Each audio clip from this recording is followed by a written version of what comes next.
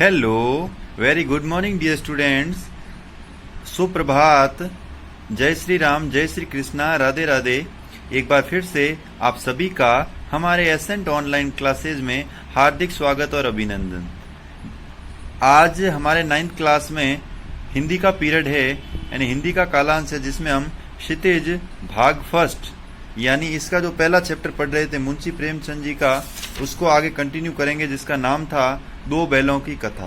काफी interesting chapter था, जिसके बारे में हमने बैलों के बारे में पढ़ा था। एक गधा जानवर था कि भाई जो गधा है उसको बेचारे को सब लोग बुद्धिहीन समझते हैं। उसी प्रकार कुत्ते की भी स्टोरी पढ़ी थी। तो इसी प्रकार आज अपन पढ़ेंगे इसमें दो बैलों की, ठीक है ना। तो दो बैलों कथा है, दो कोई बैल थे, उनके बारे में इसमें वर्णित किया गया है। उसी प्रकार मैं आपको एक खुशखबरी एक और साथ साथ में देना चाहूंगा कि आप लोग स्कूल खुलने के लिए रेडी हो जाइए, क्योंकि सरकार ने बोल दिया है कि 2 अगस्त से पूरी कंप्लीट स्कूल यानी नर्सरी से लेकर 12th तक खुल जाएगी। So you will be preparing, okay. Now you will be prepare, ready. देखो अब अपन शुरू करते हैं अपना चैप्टर। लेकिन गधे का एक छोटा भाई और भी है, उससे कम ही गधा है। यहाँ गधे को बेवकूफ जानवर वह है बैल। मतलब गधे का एक भाई का मतलब है गधे जैसा एक और जानवर होता है जिसको बैल समझते हैं। जिस अर्थ में हम गधे का प्रयोग करते हैं, कुछ उसी से मिलते जुलते अर्थ में बचिया के ताऊ का भी प्रयोग करते हैं। जिस अर्थ में लोग गधे को मानते हैं, वैसे ही बचिया के ताऊ यानी बैल को मानते हैं। कुछ लोग बैल को शायद बेवकूफों में सर्वश्रेष्ठ कहेंगे। कुछ लोग मुंशी प्रेमचंद जी कहते हैं, कुछ लोग बैल को बेवकूफों में सर्वश्रेष्ठ कहेंगे, लेकिन मगर हमारा विचार ऐसा नहीं है। बैल कभी कभी मारता भी है, कभी कभी अड़ियल बैल भी दिखने में आता है। बैल गधे की तरह नहीं होता है। बैल खूब मारता है और कभी कभी इतना तांडव धारण करता है, विकराल रूप के तांडव कर देता है फिर तो।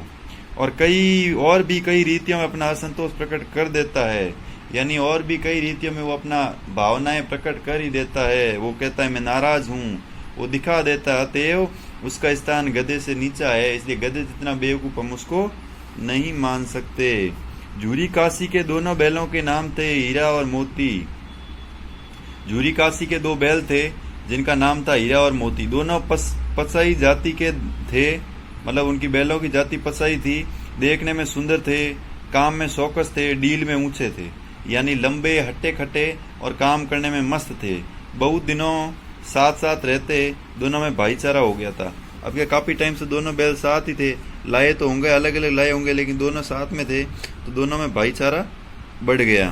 फिर देखो दोनों आमने सामने या आसपास बैठे हुए एक दूसरे से मुख भाषा में विचार विनिमय करते थे। एक दूसरे के मन की बात कैसे समझ जाता था हम कह नहीं सकते। पशुओं के अंदर भी है ना एक जो ध्वनि तीव्रता होती है, बोलने की ध्वनि मापने की क्षमता वो डेसिबल में कम होती है, जो हमें सुनाई नहीं देगी। पशु आपस में एक दूसरे की भाषा अच्छे से समझ पाते हैं। अवश्य ही उनमें कोई ऐसी गुप्त शक्ति थी जिससे जीवों में श्रेष्ठता का दावा करने वाला मनुष्य वंचित है। यानी उनके अंदर ऐसी कोई गुप्त शक्ति है जिसमें जीवों को श्रेष्ठता का दावा करने वाला मनुष्य वंचित है।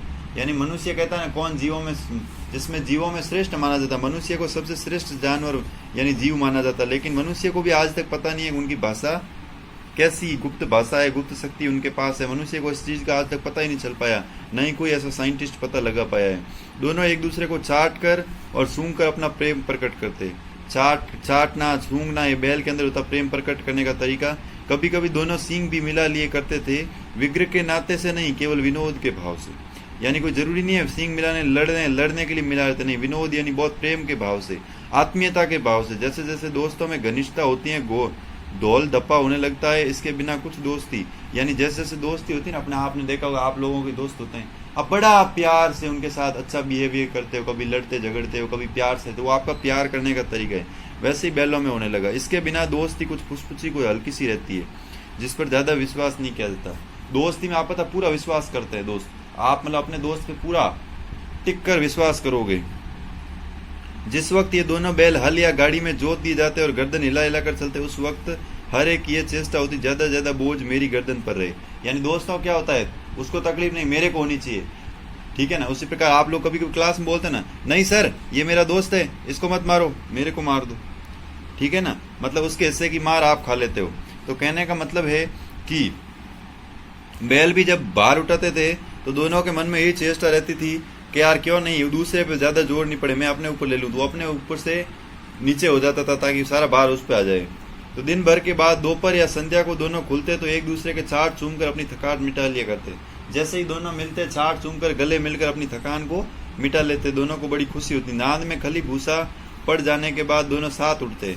नांद यानी होती है जो पशुओं को चारा डालते ना, वो वाली जिसको आप ठाण बोलते हो, उस ठाण में खली भूसा यानी जो चारा होता है गायों का, वो डालने के बाद कूतर वगैरह साथ में उठते और साथ नांद में मुंह डालते और साथ ही बैठते थे। दोनों मुंह नांद में साथ डालकर बैठ जाते और खाते रहते। एक मुंह हटा लेता तो दूसरा भी हटा लेता, मतलब साथ साथ खाते थे। तू नहीं खाएगा तो मैं भी नहीं खाऊंगा। दोस्ती बड़ी पक्की थी दोनों में। अब देखो संयोग की बात, जूरी ने एक बार गोई को ससुराल भेज दिया।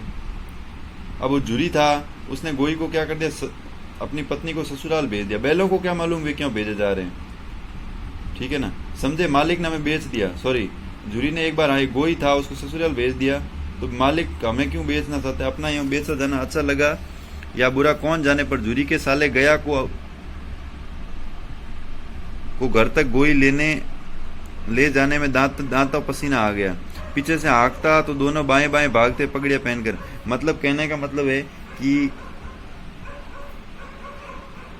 एक बार है जो जूरी ने दोनों बैलों को भेज दिया अपने ससुराल में, ठीक है ना। तो उधर क्या है कि उनका साला था जूरी का, जो मतलब गोई उसको भेज दिया। वो गया को घर तक गोई ले जाने में दांतों पसीना आ गया। पीछे से हाँकता हुआ दोनों दाएं बाएं भागते पगड़ियां पहनकर आगे से खींचता दोनों पीछे से।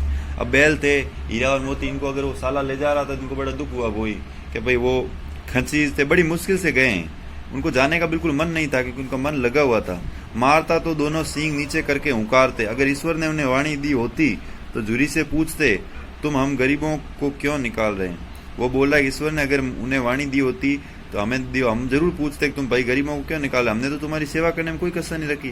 फिर हीरा मोती कहते हैं हमने तुम्हारी सेवा करने में कौन सी कसर रखी है, अगर इतनी मेहनत से काम न चलता था तो काम और ले लेते, अगर लगता है कि हम लोग कम काटते थे काम करते हैं तो और कर लेते, कोई दिक्कत नहीं थी हमें तो तुम्हारी चाकरी में मर जाना कबूल था। अब देखो वो मतलब इतने वफादार थे अपने मालिक के, उसकी चाकरी इतनी अच्छी लगी थी, मर जाएंगे तो भी जान दे सकते थे वो। हमें कभी दाने सारे की शिकायत नहीं की, तुमने कुछ खिलाया वो सिर झुकाकर खा लिया, फिर तुमने हमें इतने इस जालिम के हाथ क्यों बेच दिया। कहने का मतलब बैलों ने सोचा, मतलब कहा अपने अंतर मन में भाई हमें तो उनको मिलेंगे, कहेंगे ना हमें अगर जबान दी होती तो हम कहते कि भाई हमने तुम्हारा क्या बिगाड़ा है, हमें तो जो भी तुम खिलाते थे सब कुछ खा लेते, सिर झुकाकर खा लेते, फिर भी तुमने जालिम के हाथ बेच दिया। संध्या समय दोनों बैल अपने नए स्थान पहुंचे। दिन भर के भूखे थे, लेकिन जब नांद में लगे गए तो एक ने भी मुंह नहीं डाला। दोनों बैग बेचारे भूखे थे, पूरे दिन चले। पहले पैदल ही जाते, आजकल तो लोग फैशन हो गई, गाड़ियां में ले जाते, पिकअप में डालकर गायों को, पहले पैदल जाते हैं। तो अब एक ने मुंह नहीं डाला, दिल भारी हो रहा था उनको, थोड़ा विषाद का भाव था, दुख भरा के यार वहां से घर छोड़ दिया था, तो उनको थोड़ी नर्वसनेस फीलिंग थी, जिससे उन्होंने अपना घर समझा रखा था वो आज उनसे छूट गया था। ये नया घर, नया गांव, नए आदमी उन्हें बेगाने से लग गया, यानी जिसको उन्होंने अपना घर समझा था वो घर आज है जो छूट गया था, क्योंकि अभी नया घर है, नए आदमी है, नई दुनिया है, सब कुछ अलग लगता था, बेगाना सा। दोनों ने अपनी मूक भाषा में सलाह की, एक दूसरे को कनकियों से देखा और लेट गए। मूक भाषा में बात की और दोनों लेट गए। जब गांव के भाई अपन कोई कुछ ऐसा प्लानिंग बनाया होगा भागने का, कुछ खाएंगे पिएंगे, जब गांव में सोता पड़ गया दोनों जोर मारकर पगड़े तुड़ा डाले और घर की तरफ चले। जैसे ही सोता पड़ा दोनों साथ में खींचा मिलके, तो वो क्या हुआ, पगड़े टूट गए, यानी जिससे वो बांधे हुए थे वो टूट गए। और जो पगड़े बहुत मजबूत है, अनुमान हो सकता था कोई बैल उन्हें तोड़ सकता, इतना मजबूत है, लेकिन फिर भी पगड़े को बैलों ने तोड़ दिया। पर इन दोनों ने इस समय दूनी शक्ति आ गई थी, एक एक झटके में रस्सियां टूट गई और दूनी शक्ति आ गई थी उन्हें। पगड़े होते हैं सर से जो बांधते हैं, सींगों से लेकर वो ऊँटे तक, उसको पगड़े बोलते हैं। उन्होंने मतलब दोनों ने साथ में मिलकर ताकत लगाई, एक एक झटके में रस्सियां टूट गई। फिर जूरी प्रातः काल सोकर उठा तो उसने देखा कि दोनों बैल छड़नी पर खड़े। जूरी जैसे ही उठता है दोनों बैल तो छड़नी पे खड़े, दोनों की गर्दनों में आधा आधा गराव लटक रहा है, मतलब आधा तो तोड़ा दिया गराव, जो ही मैंने वही बोला, जैसे गिरे और गरहा पगए और पगए थे नीचे बांधने और गिरे, गराव आधा लटक रहा था। घुटने तक पांव कीचड़ से भरे थे, दोनों की आंखों में विद्रोहमय स्नेह झलक रहा है। घुटनों तक जो पूरे पांव है वो कीचड़ से लटपट थे और दोनों की आंखों में विद्रोहमय यानी गुस्से वाली भावना थी मालिक के प्रति। जूरी बैलों को देखकर स्नेह से गदगद, उसे बड़ी खुशी हुई, दौड़कर उन्हें गले लगा लिया। प्रेमालिंगन और चुंबन का वो दृश्य बड़ा ही मनोरम था। अब वो भी बेचारा चुम्मा देता है, अपन पशुओं कैसे प्रेम करते, वो भी बड़ा पशु प्रेमी था, ठीक है ना। फिर घर और गांव के लड़के जमा हो गए, तालियां बजा बजा उनका स्वागत करने लगे। घर और गांव के लड़के जमा हो गए, सबने तालियां बजाकर उनका स्वागत किया। गांव के इतिहास में घटना अभूतपूर्व न होने पर भी महत्वपूर्ण थी। ये कोई अभूतपूर्ण अद्वितीय घटना थी, फिर भी महत्वपूर्ण थी। क्यों? क्योंकि बाल सभा ने सभी ने निश्चय किया दोनों पशु के वीरों को अभिनंदन पत्र देना चाहिए। कोई अपने घर से रोटियां लाया, कोई गुड़, कोई शोकर, कोई भूसी, छोकर, कोई भूसी। यानी कहने का मतलब दोनों ने कहा ये वीर है भाई, इनको कुछ न कुछ हमें देना चाहिए। दोनों तुड़वा के भाग के आ गए। क्या बात है, कोई अपने घर से रोटी लाया, कोई गुड़ लाया, कोई छोकर लाया, कोई भूसी लाया। अलग अलग सबने गिफ्ट के तौर पे उनको बहुत कुछ दिया। फिर एक बालक ने कहा ऐसे बैल किसी के पास नहीं होंगे। हाँ, एक बालक ने फिर तारीफ की कि ऐसे बैल कहीं होंगे ही नहीं। दूसरे ने समर्थन किया इतनी दूर से दोनों अकेले चले आ गए, देख लो। तीसरा बोला बैल नहीं है, उस जन्म के आदमी है तभी आए हैं, बैल कैसे आ सकते हैं। इसका प्रतिवाद करने का किसी को साहस ही नहीं हुआ। किसी ने उनके दोबारा उनकी बात को प्रतिवाद दोबारा प्रति उत्तर देना समझा ही नहीं, क्योंकि किसी के पास था ही नहीं, किसी की हिम्मत ही नहीं हुई। झुरी की स्त्री ने बैलों को द्वार पर देखा तो जल उठी। अरे झुरी की लुगाई आ गई। तब से लुगाई को बड़ी जलन हुई। लुगाई ने तो अपने कि मेरे भाई से, लुगाइयों को पियर से बड़ा प्रेम होता है। छोरियां सुन रही होगी, लुगाइयों को पियर से बड़ा प्रेम होता है। तो वो जल उठी।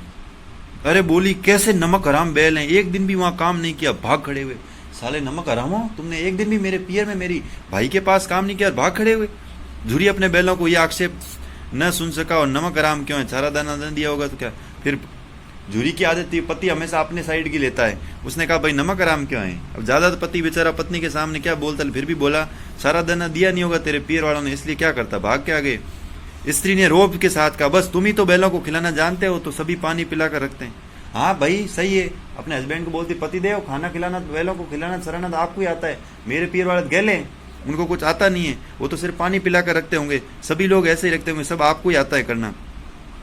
झुरी ने चिढ़ाया चारा मिलता तो क्यों भागते। झुरी ने चिढ़ाया, चिढ़कर बोला अगर भाई चारा मिलता तो क्यों भागते वहां से। स्त्री चिड़ी भागे इसलिए कि वे लोग तुम जैसे बुद्धुओं की तरह बैलों को सहलाते नहीं है। वो बोला भागे इसलिए वो तुम्हारी तरह बेवकूफ नहीं है जो बैलों को सुलाएंगे, ठीक है, सहलाएंगे, खिलाएंगे, रगड़ कर जोतेंगे, ये काम नहीं है उनका। ये दोनों ठहरे कामचोर भाग निकले। इनको सालों को कहे सिर्फ प्यार चाहिए, काम तो होता नहीं है इनसे, इसलिए भाग निकले। अब देखूं कहाँ से खली और छोकर मिलता है। वो बोला अब मैं देखती हूँ इनको अभी कहाँ और खली और छोकर मिलता है। सूखे मेवे भूसे के सिवा कुछ नहीं दूंगी, चाहे खाएं चाहे मरे। अब कह रही मैं भी इनको सूखे भूसे के अलावा कुछ नहीं खिलाऊंगी, भली खाए तो भली मरे तो मुझे कोई फर्क नहीं पड़ता। वही हुआ, मजूर को कड़ी ताकीद कर दी गई, बैलों को खाली सूखा भूसा दिया गया। वहां से पतिदेव का पूरा आक्षेप हट गया। घर में होता है ना, नहीं आज के बाद कोई चारा नहीं डालेगा, उसी प्रकार उनके अंदर भी हो गया कि भाई नहीं आज के बाद। गांव में भी ऐसा होता है, औरतें क्या करती है, बेटे की बहू कहती है पतिदेव ससुर जी को आप चारा नहीं डालोगे, आप ज्यादा डाल देते हो, खत्म हो जाता है। ऐसा होता होगा सबके घर में। तो कहने का मतलब उनके पिताजी पर आरोप लगा, मतलब अपने पति को बोल दिया गया आप प्रतिबंधित हो, आज के बाद आप कोई चारा कूचा नहीं डालोगे। सिर्फ मजदूर को लगा दिया गया भाई इसको खाली सूखा भूसा देगा, नहीं तो तेरी वाट लगा दूंगी मैं। तो बैलों ने नाद में मुंह डाला तो फीका फीका। बैल बेचारे रोज अच्छा खाते, न कोई चिकनाट थी न कोई रस थी, क्या खाए। आशा भरी आंखों से द्वार की ओर ताकने लगे। उनको लगा मेरा मालिक झुरी आएगा तो कुछ न कुछ तो जरूर खिलाएगा। झुरी ने मजदूर से कहा थोड़ी सी खली क्यों नहीं डाल देता बे। झुरी ने कहा भाई थोड़ी सी डाल दे, मालकिन मुझे मार डालेगी, छुरा कर डाला। वो बोले ऐसे कैसे डाल दूं, मालकिन है ना वो मुझे मार देगी। भाई गलत बात है सेठ जी, आप ही डाल दो। छुरा कर डाला ना दादा, पीछे से तुम उन्हीं को कहोगे। उसने बोला छुरा कर। झुरी ने कहा छुरा कर डाल दे। फिर उन्होंने कहा नहीं दादा आप ही जाके कह दोगे इसने छुरा कर डाला था। तो चलो आज पहला पार्ट तो अपना खत्म हो गया। इसके बाद जो अगला पार्ट है वो दूसरा पार्ट है। आज के लिए बस इतना ही। जय हिंद, राधे राधे।